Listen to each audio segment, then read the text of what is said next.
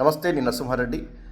ఎవరికైతే credit card transactions 10 లక్షల కంటే ఎక్కువగా ఉంటాయో వాళ్ళకి ఇన్కమ్ ట్యాక్స్ డిపార్ట్మెంట్ నుంచి నోటీస్ వచ్చే అవకాశం ఎక్కువగా ఉంటుంది. ఒకవేళ ఇన్కమ్ ట్యాక్స్ రిటర్న్ ఫైలింగ్ లేకపోతే నోటీస్ వచ్చినప్పుడు దానికి సంబంధించి వెంటనే వరి అవ్వకుండా పూర్తి వివరాలతో రిప్లై సబ్మిట్ చేయాల్సి ఉంటుంది. పూర్తి వివరాలతో రిప్లై సబ్మిట్ చేయకపోయినా, తర్వాత వచ్చే రిమైండర్స్కి స్పందించకపోయినా వచ్చే ఫైనల్ నోటీస్లో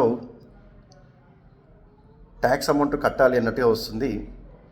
ఎంతైతే క్రెడిట్ కార్డ్ ట్రాన్సాక్షన్స్ ఉంటాయో ఆ ట్రాన్సాక్షన్స్ని పూర్తిగా అన్ఎక్స్ప్లెయినెడ్ ఎక్స్పెండిచర్ కింద ట్రీట్ చేస్తూ ఆ అమౌంట్కు దాదాపు ఈక్వల్ అమౌంట్ ట్యాక్స్ అమౌంట్ వస్తుంది. ఉదాహరణకు 15 లక్షల క్రెడిట్ కార్డ్ ట్రాన్సాక్షన్స్ ఉంటే దాదాపుగా 15 లక్షల వరకు కూడా ట్యాక్స్ అమౌంట్ చెల్లించాల్సి వస్తుంది, ఇంట్రెస్ట్, పెనాల్టీ, ట్యాక్స్ అన్ని కలుపుకొని.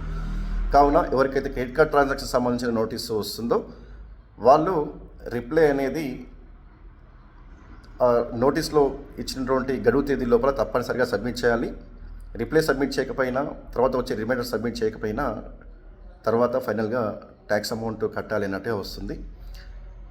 ఇన్కమ్ ట్యాక్స్ రిటర్న్ ఇంతకుముందు ఫైలింగ్ లేకపోతే ఎందుకు ఫైలింగ్ చేయలేకపోయాము అంటే ఎగ్జామ్టెడ్ ఇన్కమ్ ఉందా లేదా బిలో ఎగ్జామ్టెడ్ ఇన్కమ్ ఉందా, దానికి గల కారణాలు, ఇన్కమ్ ట్యాక్స్ని ఎందుకు ఫైలింగ్ చేయలేకపోయినా కూడా రిప్లైలో సబ్మిట్ చేయాల్సి ఉంటుంది.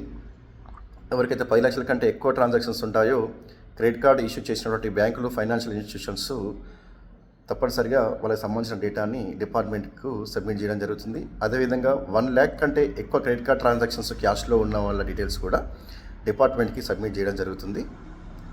సో 1 lakh కంటే ఎక్కువ కూడా క్రెడిట్ కార్డ్ ట్రాన్సాక్షన్స్ క్యాష్లో చేయకూడదు. 10 లక్షల కంటే ఎక్కువ క్రెడిట్ కార్డ్ ట్రాన్సాక్షన్స్ ఉన్న వాళ్ళు బెటర్ ఏంటంటే income tax return filing submit చేసుకొని దానికి సంబంధించిన వివరాలు సబ్మిట్ చేసుకుంటే బెటర్గా ఉంటుంది.